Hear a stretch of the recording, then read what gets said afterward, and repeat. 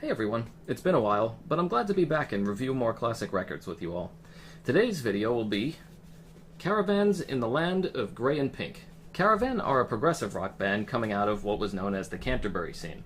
The best way to describe the Canterbury scene would be a group of musicians, some based in the Canterbury area of Kent in the UK, who formed one band, in this case called the Wildflowers, and later split up to form new bands with other people, only for those bands to split up and start projects with even more people, etc., etc. Although it's typically lumped in with other progressive rock today, Canterbury music did have a few, though not too many, specific traits to differentiate it. It would typically try to find a proper balance between writing long and complex pieces, catchy pop tunes, jazz, and improvisational sounds in between it all, while maintaining a sense of whimsy throughout the whole thing.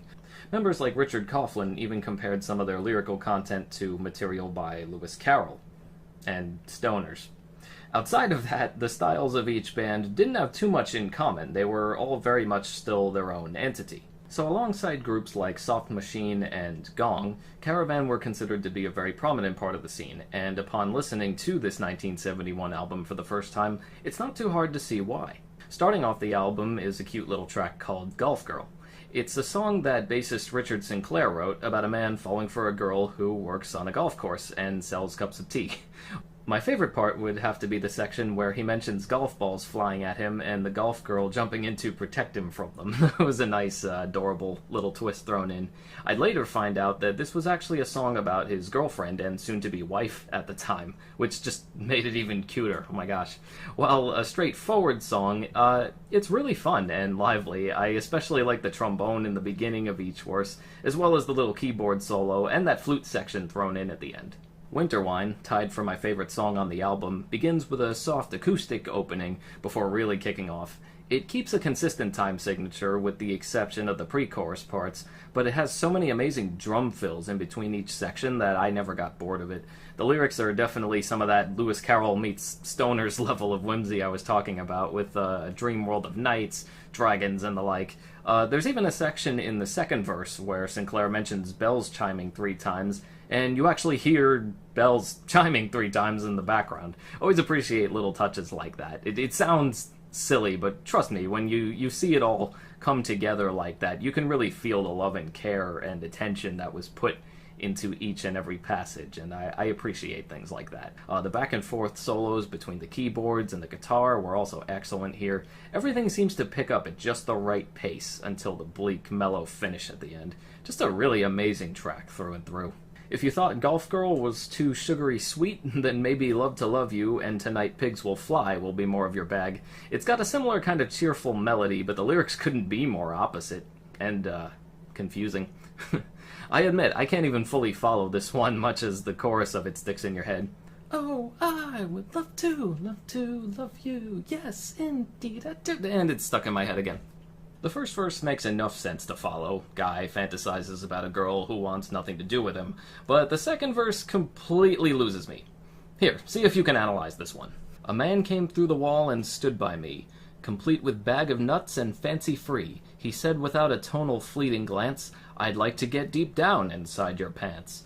How you opened up this head and smiled, and rubbish from your mouth you ticked inside. There. You people all analyzed I Am the Walrus, surely you can figure that one out too. Still enjoy the song a lot though, and once again we get some great flute work thrown in at the end before the fade out. They're so good with the flute, I haven't felt this way since Ian Anderson. The next song is the title track, and boy does this one take you to some interesting places. While really mellow in its sound, it never comes off as sad or depressing, just very, eerie and out of this world. Richard Sinclair had a few interesting little vocal tricks thrown in this one too, including blowing bubbles into the microphone. No, I'm not kidding. It sounds like those noises you used to make in the pool or the bathtub when you were younger. For some reason I was on board with it. It was the 70s, you know? Side B consists of one long, epic track. 9 Feet Underground, to me, belongs with all of the other great 20-plus minute prog epics like Supper's Ready, Scheherazade, 2112, and so many others. It's comprised of 8 movements. Dream Theater fans might find that number to be familiar, with the majority of those movements being instrumental ones. Only 2 of those sections actually have lyrics in them also.